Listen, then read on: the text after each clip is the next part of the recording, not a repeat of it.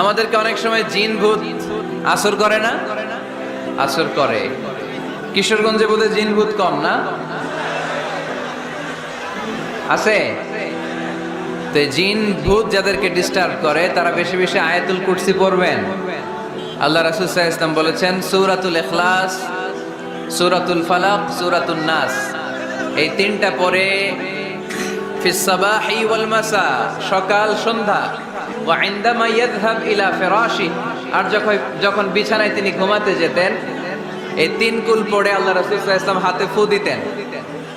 আর ওই ফু দেয়া হাতটা মাথা থেকে মুছতে মুছতে পা পর্যন্ত মুছতেন। It's a protection from your lord, এটা আমাদের রবের পক্ষ থেকে একটা প্রোটেকশন। সুবহানাল্লাহ পড়েন।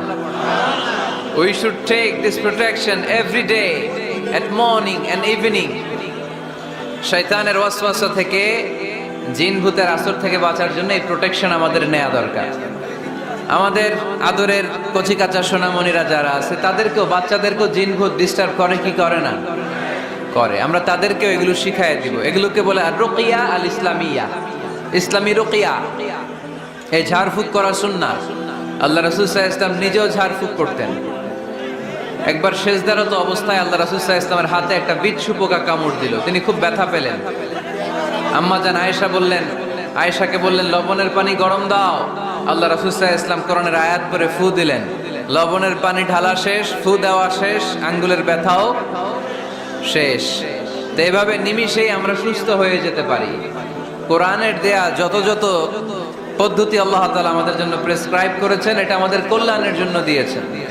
আমরা অনেকেই অসুস্থ থাকি। আপনারা মধু খেতে পারেন, বেশি করে মধু খেলে আপনি সুস্থ থাকবেন। কালিজিরা খেতে পারেন, কালিজিরা হাব্বাতুস সাউদা শিফাউন মিন কুল্লি দা ইল্লা সাম, মৃত্যু ছাড়া সব রোগের ঔষধ। কালিজিরা পাওয়া যায় কিশোরগঞ্জে। কালিজিরারে কি বলেন আপনারা? মাশাআল্লাহ, কালোজিরা। আপনাদের ভাষা অনেক সুন্দর। কিশোরগঞ্জ, ময়মনসিংহ, আপনাদের ভাষা অনেক সুন্দর। তো এই কালোজিরা আপনারা খাবেন, মধুর সাথে মিক্স করে খাবেন। সুস্থ রাখবে কে? আমি প্রায় বলি যে কোরআনিক এই মেডিসিনগুলো আপনারা খাবেন, মাখবেন, এগুলো অনেক ভালো। অলিভ অয়েলের কথা আমি প্রায় বলি। আল্লাহ রাসূল সাল্লাল্লাহু আলাইহি ওয়াসাল্লাম অলিভ অয়েল মাখতেন, জাইতুনের তেল দিয়ে দাড়িতে মাখতেন, চুলে মাখতেন, গায়ে মাখতেন।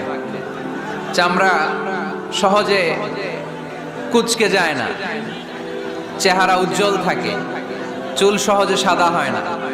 এজন্য বেশি বেশি অলিভ